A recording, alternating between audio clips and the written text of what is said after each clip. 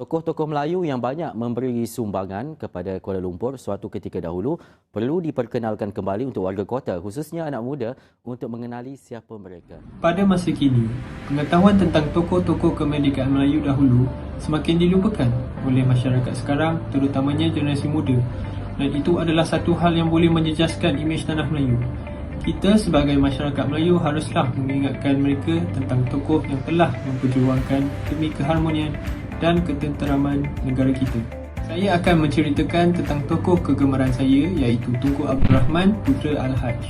Beliau adalah tokoh yang bertanggungjawab dalam mendapatkan kemerdekaan di Malaysia. Digelar sebagai Bapa Kemerdekaan, Tunku Abdul Rahman berulang alik dari Malaysia ke London untuk mengadakan pembincangan bagi mendapatkan kemerdekaan. Akhirnya, Malaysia dibebaskan dari cekaman British dan beliau diangkat sebagai Perdana Menteri Malaysia yang pertama. Selain daripada memberi kemerdekaan kepada Malaysia, beliau juga bertanggungjawab dalam membawa kesepaduan bagi penduduk Malaysia yang berbilang kaum. Pada masa tersebut, kaum Melayu, Cina dan juga India tidak bersatu padu dan saling membenci di antara satu sama lain. Terima kasih kepada usaha Tunku Abdul Rahman, pada hari ini kita semua hidup aman dan makmur. Jadi di sini saya ingin menyatakan tentang seorang tokoh pendidikan selepas kemerdekaan yang saya minati dan juga pengaruh di Malaysia, iaitu Ibu Zin. Ibu Zin atau nama sebenar beliau ialah Tan Sri Hajah Zainun binti Munshi Sulaiman, merupakan seorang tokoh pendidikan tempatan. Beliau lahir pada tahun 22 Januari 1903 dan meninggal dunia pada tahun 2 April 1989. Beliau lahir di Melaka dan dapat pendidikan awal daripada bapanya. Ibu Zin dilahirkan di Melaka dan merupakan anak ke-6 daripada 8 adik-beradiknya. Ayahnya Munshi Sulaiman berasal dari Riau, Indonesia. Ibu Zin bertuah kerana mempunyai bapa yang mementingkan pendidikan. Bapanya turut melanggar tradisi masyarakat Melayu ketika itu yang melarang perempuan daripada belajar selain daripada mengaji Al-Quran. Antara jasa yang beliau lakukan ialah beliau pernah menggunakan duitnya sendiri untuk membina sebuah sekolah. Selepas menghabiskan pelajarannya di Methodist Girls School di Melaka dan diikuti dengan kelulusan Junior Cambridge, Ibu Zin kemudian bekerja dalam bidang pendidikan. Projek pertama beliau adalah dengan membina sebuah sekolah di Negeri Sembilan dengan menggunakan duit beliau sebetulnya. Beliau kemudiannya telah menetap di Johor. Di Johor beliau bekerja sebagai penyelina sekolah perempuan di Batu Pahat dan Muar. Seterusnya bagi seluruh negeri Johor. Di sinilah kita dapat lihat Ibu Zin telah berjaya menyatakan pentadbir kerajaan Johor untuk membina lebih banyak sekolah perempuan. Antara jasanya yang lain ialah beliau aktif dalam persatuan. Beliau juga turut memainkan peranan yang aktif dalam persatuan. Beliau merupakan di antara individu yang bertanggungjawab bagi menubuhkan Persatuan Guru-Guru Sekolah Melayu dan Sekolah Agama Negeri Johor. Melalui kewibawaan yang telah ditunjukkan, beliau telah dilantik sebagai presiden pertama persatuan tersebut. Selain daripada itu, beliau juga pernah menyandang jawatan sebagai Yang Ketua Persekutuan Guru-Guru Perempuan Melayu selama tempoh 19 tahun. Selain daripada itu, beliau juga tubuh sebuah kolej sendiri. Pada tahun 1948, Ibu Zin telah berjaya menubuhkan kolej ini sendiri yang bernama Kolej Tunku Ampuan Mariam di Johor Bahru. Kini ianya telah bertukar menjadi Sekolah Menengah Kebahasaan Agama Johor Bahru dan merupakan sekolah menengah kebahasaan agama yang terbaik di negeri Johor. Beliau juga banyak pengiktirafan yang telah diterima. Ibu Zin telah mendapat beberapa anugerah tempatan seperti pingat daripada Sultan Agong, seperti anugerah Darjah Parlimen Setiausaha Mahkota yang membawa gelaran Tan Sri. Juga dinobatkan sebagai tokoh sastera dan tokoh pendidikan. Beliau juga turut mendapat anugerah luar negara seperti Lady of Burma daripada kerajaan Myanmar. Daripada Ibu Zin, kita dapat belajar betapa pentingnya pendidikan itu. Ibu Zin adalah seorang ikon yang amat mementingkan pendidikan. Menerusi usaha beliau yang tidak mengenal erti penat, lelah, pelbagai usaha telah dijalankan untuk memajukan tahap pendidikan di tanah air kita. Bagi menghargai jasa beliau, UKM telah menamakan kolej sepenuh nama beliau, iaitu Kolej Ibu Zin Universiti Kebangsaan Malaysia, yang telah ditubuhkan pada April 1994. Perubahan kolej kedaman yang ketujuh ini mampu menampung keperluan penginapan sebanyak 400 orang pelajar. Kolej ini dibina di atas Bukit Warisan yang berkonsepkan ala resort yang tinggal persekitaran dan lanskap yang hidup dan hijau untuk suasana pembelajaran.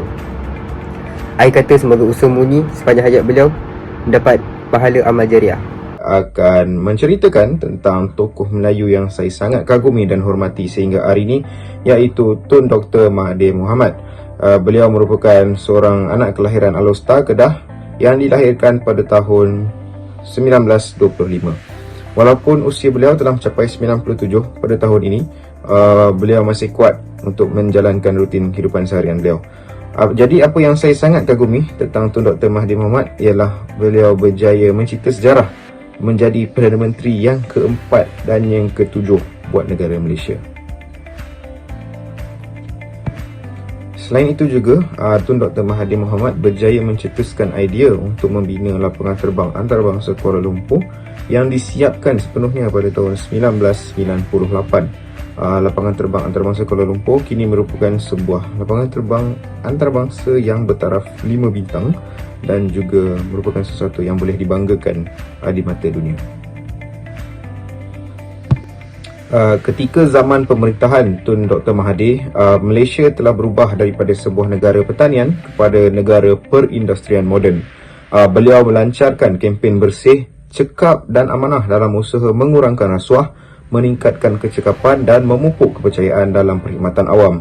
Tun Dr. Mahathir juga merupakan individu yang bertanggungjawab memperkenalkan sistem punch card bagi kekitangan kerajaan serta mengarahkan pejabat awam untuk memakai lencana nama to make it more official ataupun merasmikan seragam pakaian mereka pada masa tersebut. Dalam pada itu, beliau juga berjaya menubuhkan syarikat kereta kebangsaan iaitu Proton pada tahun 1983 dalam usaha memajukan Malaysia, dan juga pada tahun 9 Julai 1985 kereta buatan Malaysia pertama telah dilancarkan iaitu Proton Saga. Tun juga telah memperkenalkan konsep Malaysia Incorporated iaitu satu perkongsian rapat di antara kerajaan dan sektor swasta. Visi negara untuk mencapai status ekonomi maju pada tahun 2020 merupakan hasrat beliau untuk Malaysia yang dinyatakan dalam Wawasan 2020. Ia bukan sahaja dari segi pertumbuhan ekonomi tetapi juga dalam pendidikan, kematangan masyarakat dan juga tadbir urus. Apa yang kita boleh lihat pada tahun 2021, kita dilanda pandemik. Walaupun sedemikian, negara kita tetap berada dalam arus pemodenan dan tidak ketinggalan daripada sebarang kecanggihan teknologi yang dialami dunia buat masa ini. Dan mengambil contoh atas situasi baru berlaku sejak kebelakangan ini iaitu keadaan banjir yang telah melanda Selangor dan Kuala Lumpur. Terowong smart ataupun smart tunnel yang berjaya dicipta pada zaman Tun Dr. Mahathir baru-baru ini telah berjaya mengalirkan 5 juta meter padu air daripada tersangkut ataupun mengakibatkan banjir terbenung di sekitar kawasan Kuala Lumpur. Jadi ciptaan beliau ini adalah sesuatu yang kita boleh amat banggakan daripada mengakibatkan banjir lebih teruk di sekitar negeri-negeri tersebut dan juga dapat menyelamatkan ramai nyawa. Pada pendapat saya, idea-idea bernas seperti ini harus dibentangkan ataupun dicadangkan oleh pemimpin-pemimpin yang akan datang, dan saya terus memanjatkan doa supaya Tun Dr. Mahathir agar kekal sihat dan berjaya menjadi inspirasi ataupun memberikan dorongan kepada pemimpin-pemimpin masa akan datang, seterusnya menjadikan Malaysia negara yang lebih maju pada tahun-tahun berikutnya. Okey, jadi tokoh Melayu yang menjadi tokoh pilihan saya pada hari ini ialah Dato' Onn Jaafar. Dato' Onn Jaafar telah menyertai pelbagai sumbangan, terutamanya terhadap pembentukan Malaysia, khususnya dari aspek politik, terutama sekali melalui penubuhan UMNO. Selain menjadi Menteri Besar Johor yang pertama, sumbangan pertama beliau yang secara tidak langsung telah membuka mata masyarakat Melayu tentang kepentingan bersatu dalam mencapai kemerdekaan tanah Melayu ialah menerusi penubuhan Parti UMNO, di mana beliau telah menjadi pengurusinya yang pertama. Melalui penubuhan ini, Dato' Onn juga telah cuba untuk memupuk semangat perpaduan, nasionalisme dan perasaan anti penjajah dalam kalangan masyarakat Melayu ketika itu. Gerakan UMNO ketika itu sangat bermakna pada masa kini kerana UMNO sering mengadakan rapat umum di seluruh tanah Melayu sehingga UMNO berjaya membuat persetujuan dengan kerajaan British bersama Raja-Raja Melayu untuk mengubah perlembagaan baru pada tahun 1957. Seterusnya, hasrat menyatu padukan kaum. Selain itu, jasa Dato' On semakin penting dalam mencapai kemerdekaan di tanah Melayu dan menyatu padukan masyarakat Melayu, di mana Dato' On pada suatu masa dahulu telah menyuarakan hasrat tentang Malaya untuk Malayan, yang bererti tanah Melayu tanpa mengira kaum. Pada Oktober 1948, sewaktu lawatan London, beliau menyatakan bahawa pentingnya menghinakan rasa syak wasangka terhadap bangsa Cina dan India. Juga, Dato' On telah berjaya menyelesaikan masalah perkauman yang telah bangkit daripada akhbar Melayu tentang desas-desus masyarakat Cina dan kegiatan komunis mereka. Seterusnya, penubuhan JPAK.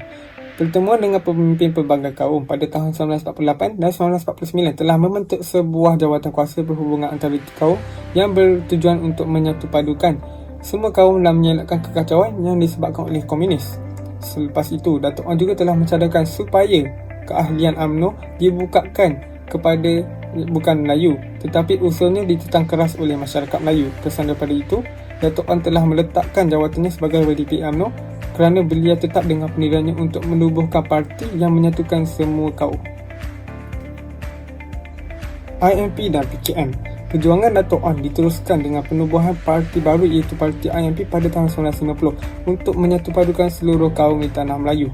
Tapi pergerakan ini tidak mendapat sokongan masyarakat, di mana IMP dibubarkan rentetan daripada ahlinya yang telah lompat ke parti pimpinan Tunku Abdul Rahman iaitu MCA yang digabungkan dengan UMNO untuk mencapai kemerdekaan. Pada ketika itu, terdapat juga parti-parti baru yang lain seperti MIC, PAS dan juga beberapa parti yang lain. Oleh sebab IMP tidak mendapat sokongan masyarakat, Dato' On telah menubuhkan parti bersifat global iaitu Parti Kebangsaan Malaya.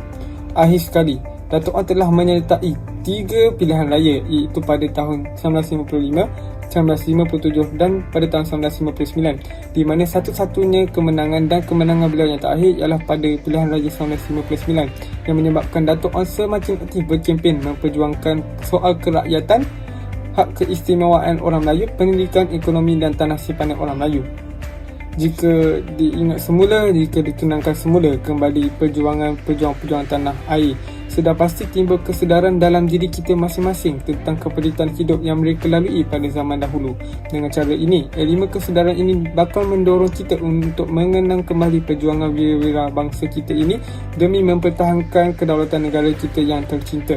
Oleh itu, perjuangan tokoh-tokoh Melayu lampau menentang penjajah di negara kita sewajarnya menjadi teladan dan menjadi ikutan buat anak muda masa kini agar pengorbanan mereka tidak hilang di telan zaman.